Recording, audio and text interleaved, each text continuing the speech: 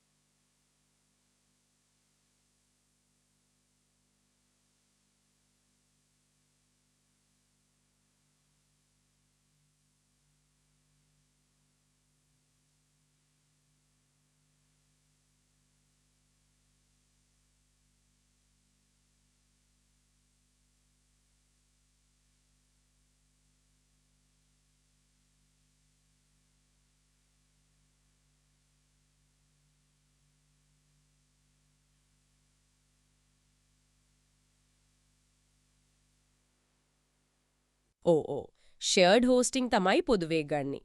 එක සර්වර් එකේ රිසෝසස් ගොඩක් සයිට්ස් බෙදා ගන්නවා. ඒක වියදම අඩුයි, අලුතෙන් පටන් ගන්න අයට හොඳයි. හැබැයි ඉතින් එක සයිට් එකක ට්‍රැෆික් වැඩි වුණොත් අනිත් අයටත් බලපාන පොඩි ඉඩක් තියෙනවා.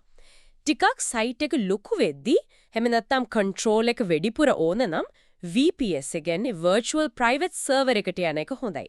එතනදී සර්වර් එකේ කොටසක් රිසෝස් එක්කම වෙන් කරලා දෙනවා. ක්ලවුඩ් හෝස්ටිං කියන්නේ තෝකමද නැත්නම් වෙනස්ද? ක්ලවුඩ් හෝස්ටිං කියන්නේ ටිකක් වෙනස් කන්සෙප්ට් එකක්. ඒක සර්වර්ස් ගොඩක නෙට්වර්ක් එකක්. එකක් ඩවුන් වුණත් අනිත් ඒවායින් වැඩේ දුවනවා. ඉතින් රිලයබිලිටි එක වැඩි, ලොකු ට්‍රැෆික් එකකට ඔරොත්තු දෙනවා. WordPress හෝස්ටිං කියන්නේ WordPress වලටම හදපු එකක්. ඩෙඩිකේටඩ් හෝස්ටිං කියන්නේ ඉතින් සම්පූර්ණ සර්වර් එකක්ම ගන්න එක. ලොකුම සයිට්ස් වලට. ඒත් වියදම හොඳටම වැඩි, ටෙක්නිකල් දැනුමත් ඕන. හරි. ඒකට ওই වර්ග ගොඩක් තියෙද්දි හෝස්ටිං ගේ වගේ ප්‍රොවයිඩර් කෙනෙක් හරි හෝස්ටිං ප්ලෑන් එකක් හරි තෝරගන්නකොට මොනවද විශේෂයෙන් බලන්න ඕනේ? ප්‍රධාන කාරණා කීපයක් තියෙනවා. performance ඒ කියන්නේ සයිට් එකේ වේගය, security ඒ කියන්නේ SSL දෙනවද, backups, firewall හැම කොහොමද? control panel එක දැන් hosting වල H panel එක වගේ ලේසිද? දෙන සල්ලි වලට වටිනාකමක් තියනවද? 24/7 support එකක් තියනවද? තව වැදගත් දෙයක් තමයි scalability. ඒ කියන්නේ පස්සේ plan එක ලේසියෙන් upgrade කරන්න පුරවන්ද කියන එක. එහෙනම් අපි බලමු hosting වල static site එකක් දාගන්නේ කොහොමද කියලා. file manager එකෙන් පුළුවන් ද ඒක කරන්න? ඔව්. ඒක තමයි සරලම විදිහ. H panel එකට ගිහින් file manager එකෙන් public HTML folder එකට හරි subdomain එකේ folder එකට හරි files ටික upload කරන එක zip කරලා දාලා extract කරන්නත් පුළුවන්. හරිම සරලයි. git පාවිච්චි කරන කෙනෙක්ට එයාට වෙන ක්‍රම තියෙනවද? තියෙනවා. ටිකක් advanced ක්‍රමයක් තමයි git integration. GitHub හරි GitLab හරි connect කරලා auto deploy හදන්න පුළුවන්. code push කරාම site එක update වෙනවා. SSH access තියෙනවා නම් ඒකෙන් log වෙලා git clone කරලා දාගන්නත් පුළුවන්. update කරන එක ගොඩක් ලේසි එතකොට. හරි static site එක හරි. එතකොට WordPress site එකක් hostinger වල දාගන්නේ කොහොමද? ඒකත් අර වගේ manually දාන්න ඕනද? මැනුවලි කරන්නත් පුරුවා database හදලා wordpress.org එකෙන් files download කරලා upload කරලා WP config හදලා ඒත් එක ටිකක් වදයිනේ. ඊට වඩා ලේසි ක්‍රමයක් තියෙනවා hostinger වල. auto installer එක. Softaculous වගේ එකක්. ඒකෙන් clicks KPI. domain එක තෝරනවා, admin details දෙනවා, install කරනවා. අලුත් අයට නම් මේක තමයි මුනම. WordPress වලට Git පාවිච්චි කරන්න පුළුවන්ද? එහෙම කරනවනම් මොනවාරි විශේෂ දේවල් තියනවද හිතන්න. පුළුවන්. theme එකක්, plugin එකක් වෙනම repository එකකට තියන්න පුළුවන්. නැත්තම් සම්පූර්ණ site එකම Git වලින් manage කරන්නත් පුළුවන්. හැබැයි ඉතින් හරියට .gitignore file එක හදාගන්න ඕන. නැත්තම් අර wp-config.php වගේ sensitive files users දාන uploads එහෙම commit වෙන්න පුළුවන්.